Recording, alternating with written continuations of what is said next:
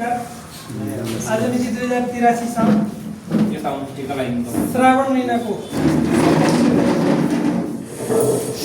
पेशागत बीमा अभिकर्ता सङ्घ पोखरा शाखा समितिका कोषाध्यक्ष सोम बस्यालज्यूको आज जन्मदिन परेको हुनाले उहाँलाई शाखा समिति परिवार Nepal life insurance company Pokhara शाखा परिवारको तर्फबाट संयुक्त उहाँलाई जन्मदिनको शुभकामना साथै यो बिमा क्षेत्रमा पनि व्यावसायिक सफलताको शुभकामना दिन हामी सम्पूर्ण अभिकर्ता र हामी पोखरा शाखा परिवार यहाँ जम्मा भइरहेका छौँ र उहाँलाई यो विशेष दिनमा उत्तरोत्तर प्रगतिसहित व्यावसायिक सफलताको शुभकामना दिन पोखरा शाखा समितिको तर्फबाट मैले उहाँलाई एकदम उत्तरोत्तर प्रगति आएको वर्षमा एलिएमा सँगै हामी चाहिँ सम्मानित भएको देख्न पाऊँ भन्दै म सानो शुभकामना दिन चाहन्छु। ल हाम्रो पोखरा शाखाको तर्फबाट डिएम साहबले पनि केही यस्तो शब्द राखेर शुभकामना दिनको लागि म अनुरोध गर्दछु। धन्यवाद।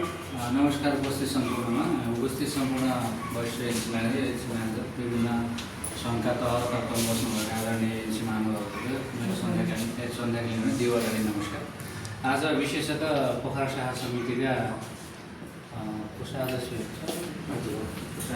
हाम्रो सोम सरको आज विशेष दिन जन्मदिन त्यसपछि उहाँलाई जन्मदिनको धेरै धेरै शुभकामना, उत्तरोत्तर प्रगतिको कामना, स्वास्थ्य, दीर्घायु, व्यवसायिक सफलता, व्यक्तिगत सफलता, सामाजिक सफलता प्राप्त होस् भन्ने कामनासहित उहाँलाई ह्याप्पी बर्थडे धेरै धेरै शुभकामना। बिहानै मैले शुभकामना यसरी तपाईँको बर्थडे हरेक वर्ष यसरी नै हर्षोल्लाससाथ मनाउनु पाइयोस् भन्ने कामना छ। व्यावसायिक प्रगतिको ह्याप्पी बर्थडे टु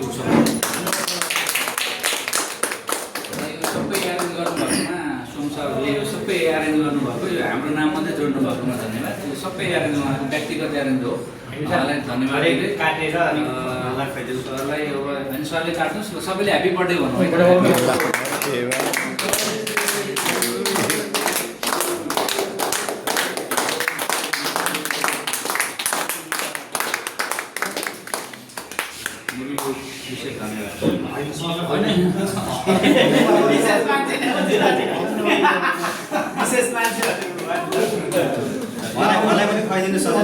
अर्को चम्चाले होइन उहाँलाई खुवाउने खास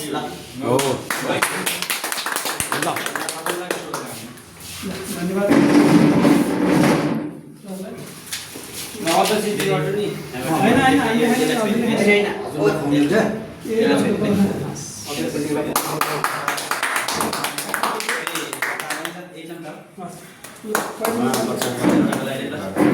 जन्मदिनको धेरै धेरै शुभकामना हजुरलाई।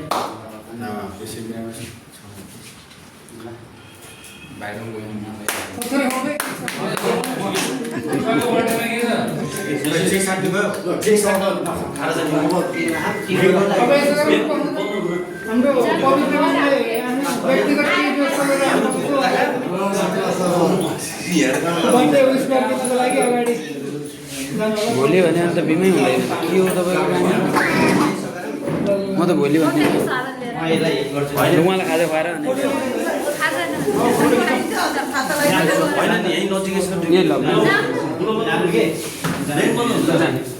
बन्द हुन सक्छ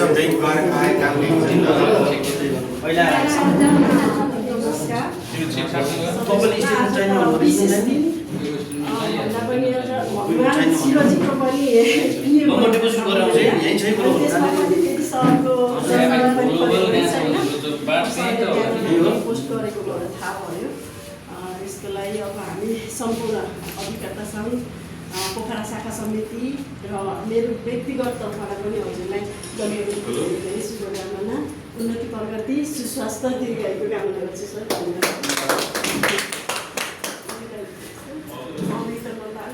त्यति रुचाउनु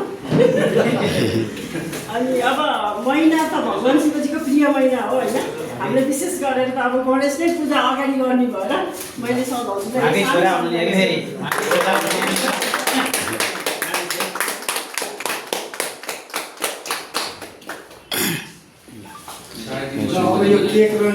लिन्छ सर म पनि सरलाई